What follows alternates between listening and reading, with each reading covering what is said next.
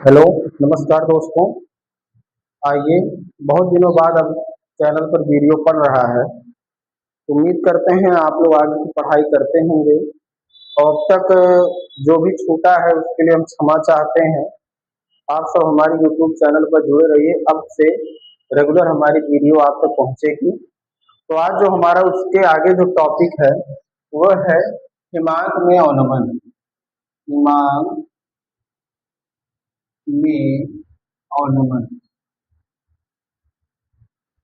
अब देखिए हिमांक में अवनमन क्या होता है। हिमांक का घटना, उन्नयन का मतलब क्या होता है? बढ़ना। और अवनमन का मतलब क्या होता है? घटना। इसको प्रदर्शित किससे करते हैं? डेल्टा टी से। किससे करते हैं? डेल्टा टी से। तो हिमांक किसे कहते हैं?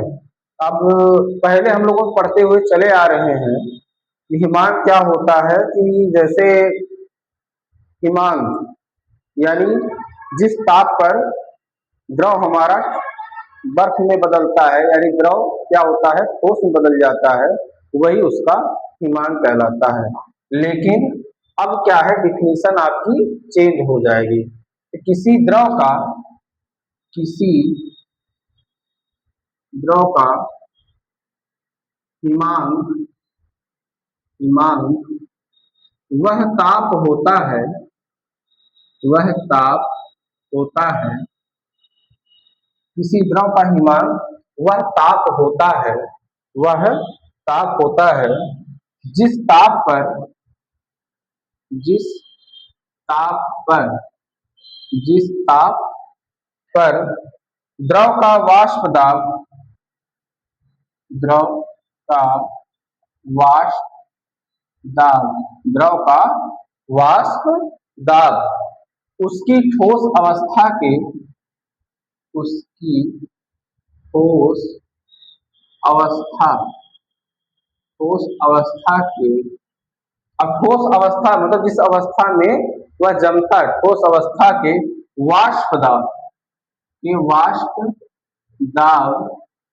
के बराबर बराबर हो जाता है। तो इतनी बात समझ में आई कि किसी द्रव का हिमांक वह ताप होता है जिस ताप पर द्रव का वाष्प दाब उसकी ठोस अवस्था के वाष्प दाब के बराबर हो जाता है। यानी जो द्रव का वाष्प दाब हमारा होता है वो क्या होता है? जो ठोस अवस्था यानी बर्फ की वक्तियों का वाष्प दाब दोनों का जब सिमिलर हो जाता है तो वही घटना कहलाती है, हमारी हिमांक कहलाती है। ठीक है, अब हम आते हैं अपने टॉपिक पे, हिमांक का अवनमन क्या होता है। अब आपको पता है कि यह एक हमारा, जान लीजिए, एक बर्तन है और जिस बर्तन में क्या है, हमारा जल यानी H2O भरा गया। इसमें क्या है, हम कोई एक अवाष्पशील विलेय, मान लीजिए NaCl हम बोलते हैं, इसमें डालते हैं तो यह क्या होता है? तो इसका हिमांक बताइए, बढ़ेगा कि घटेगा? तो हम बोलेंगे क्या है, हिमांक घटने लगेगा, क्योंकि अब इसमें क्या होगा कि कणों की संख्या बढ़ जाएगी। जब कणों की संख्या बढ़ेगी तो वाष्प दाब घट जाएगा। मान लीजिए यहाँ कितने हैं, 100 कण हैं और इसमें आपने 50 कण और डाल दिया तो 150 कण हुआ ना, माने 150 कण हुए। अब ये 150 जो हमारे कण हैं इनकी संख्या बढ़ी तो इनका वाष्प दाब का मान भी क्या होगा? कम हो जाएगा। तो इसी बात को लिखना है कि जब किसी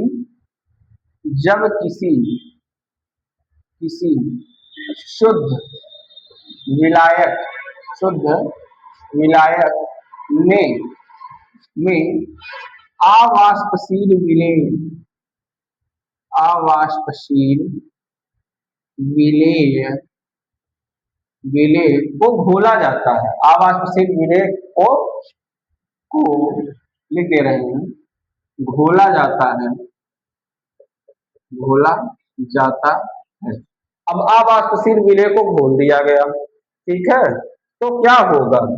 तो अब विलयन बन जाएगा। तो विलयन में कणों की संख्या बढ़ जाएगी। अब संख्या जब बढ़ गई, अब समझिए बात को, अगर संख्या हमारी क्या है, बढ़ जाएगी, तो जिसके कारण कारण विलायक का विलायक का वाष्प दाब घट जाएगा, घट जाएगा। यही तो होगा ना जी, वाष्प दाब क्या हो जाएगा, घट जाएगा। अब विलायक विलायक विलायक का हिमांक कम होने की घटना ही हिमांक का अवनमन कहलाती है। यानी यही क्या कहलाती है, हिमांक का अवनमन कहलाती है। या तो एक काम करिए, हम भाई वाष्प दाब घट जाता है तो इसलिए हिमांक भी हमारा क्या हो जाएगा, घट जाएगा।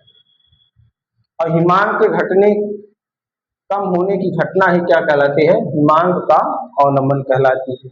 इतनी बात सबको समझ में आ गई हो तो नोट करिए, आगे चलते हैं। चलिए आगे देखते हैं। आगे है, यदि यदि शुद्ध विलायक का हिमांक क्या हो, टी, क्या हो, टी हो। विलयन का हिमांक क्या हो, टीएस हो। तो हिमांक में अवनमन बराबर, हिमांक में अवनमन अवनमन बराबर क्या हो जाएगा, विलायक का हिमांक ज्यादा होगा, होगा ना, और विलयन का कम होगा, तो टी माइनस के टीएस। समझ में आया कि नहीं आया, क्या होगा, टी माइनस के टीएस, यानी ज्यादा में से क्या करेंगे, कम को घटा देंगे। ठीक है, अब आगे नोट हम देखते हैं, नोट रीडिंग बना लेंगे। अब जो जाने जो चीजें नोट में होती हैं बहुत इंपॉर्टेंट होती हैं भाई, है ना। तो हिमांक हिमांक में अवनमन हिमांक में अवनमन हिमांक में अवनमन अनुक्रमानुपाती होता है किसके, वाष्प दाब में अवनमन के, वाष्प दाब में अवनमन के, अवनमन के। समझ में आया, ये तो पहली बात हो गई। दूसरा,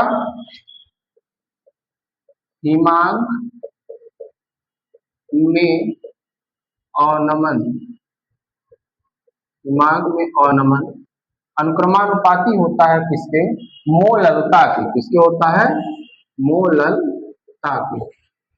इसको हम अपनी भाषा में लिख सकते हैं कि डेल्टा टी अनुक्रमानुपाती होगा स्मॉल यम। अब बताइए स्मॉल यम क्या है, मोललता है, और डेल्टा टी क्या है, हिमांक में अवनमन। बात समझ में आ गया, लिख लीजिए जल्दी से।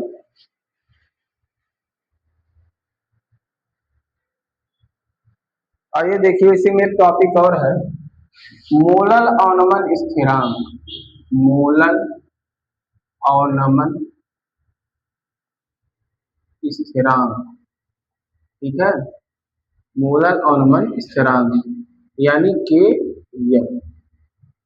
अब मोलल अवनमन स्थिरांक को समझिए कि क्या होता है। मोल में कण होंगे होंगे ना, तभी ना अवनमन होगा जी। तो किसी विलायक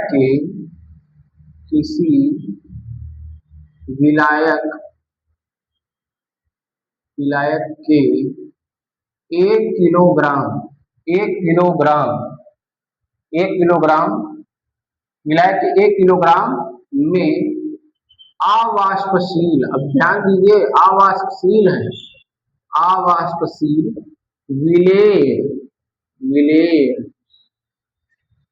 का का 1 मोल घोलने पर